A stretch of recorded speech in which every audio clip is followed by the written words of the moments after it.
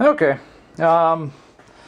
just another short one, and I'll probably wait and combine this with the other one tomorrow. We'll see. Anyway, basically what I've done is what I started doing yesterday in the last update that was only about 5.5 minutes or so.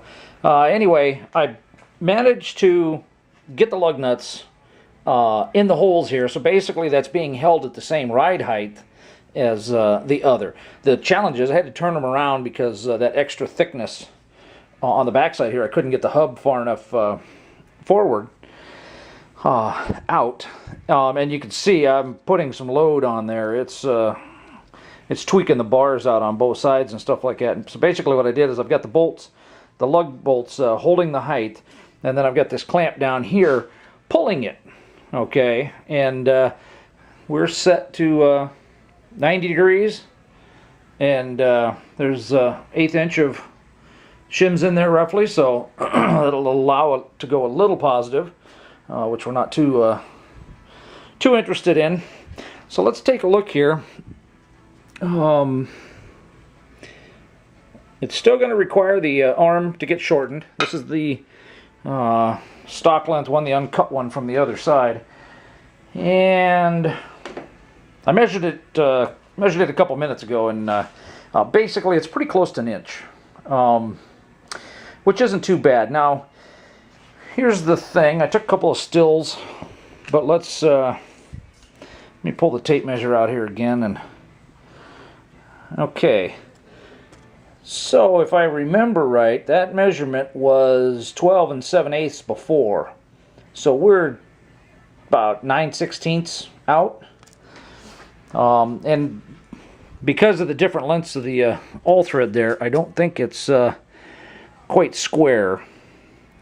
So if it focuses enough on that, maybe it's 13 and a half. And that was 13. So we're pretty darn close. There's a little difference in toe there and stuff like that, but we're certainly within 1/8 of an inch of correct toe. And straight up and down, zero camber. So here's the drawback, though. As you saw in yesterday's video, the rim and tire setup on my wife's truck sits perfectly. I really don't know that I want it pushed out 5/8 of an inch. Okay, so this option gives us beautiful shock clearance and stuff like that. In fact, let me shut this off and start it again with the shock in place. Okay, so the shock's in place, and if you look down here, we've got several 2.5 inches or so. The ball joint should hold it probably right about there. Okay, and that's still an inch shy of middle. Okay, that's getting closer, but you know we're up hitting that. Okay, so what that's telling me is that even in this position, stuff like that, it's still, I would still have to put a different shock mount on to extend that up. Or possibly come up with some kind of extender for the top of the shock. You know, like an all-thread butt connector kind of thing with a bolt sticking up out of the top. I think it'd be fine. I mean, it's not like it's a critical item. If that snapped or something like that, it's not like your car would go so far out of alignment it'd run off the road, that kind of thing. But you know, basically on the shock, it would be a coupling that would screw down on top tight with a lock nut, and then it would actually extend the shock up 1.5 inches. Maybe they already have something like that. If I have to have it made or make it, you know, that's just adding more expense. It would actually be a good bit cheaper to make a new shock mount and lift it up at the bottom there.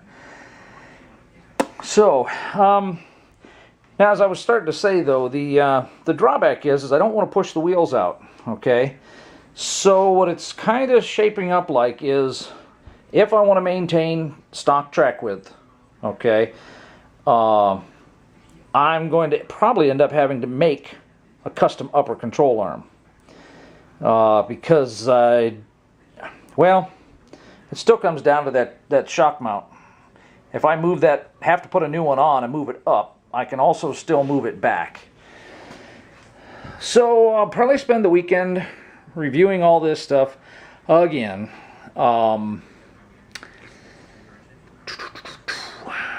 Yeah, I really don't want to push it out even 5/8 of an inch.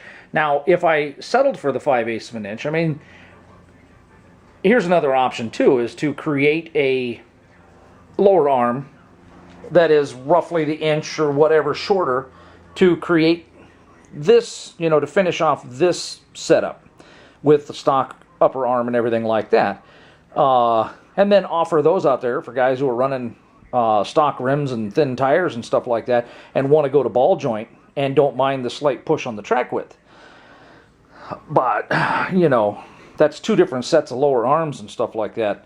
But it does give an option that would be a whole lot cheaper than having to create custom uppers and the modified lowers and stuff like that. So, yeah, if you guys got any feedback, because I've already heard from at least one or two guys about the 5/8 of an inch, you know, really hurting the rig or hurting the setup because they're already running low, you know, so their fender clearance is tight with the wide rims and stuff like that. And this setup would push it out too far and not be an option. If I maintain stock track width, then they could convert over to this and not push their tire out into their wheel well. Yeah. Okay, more later.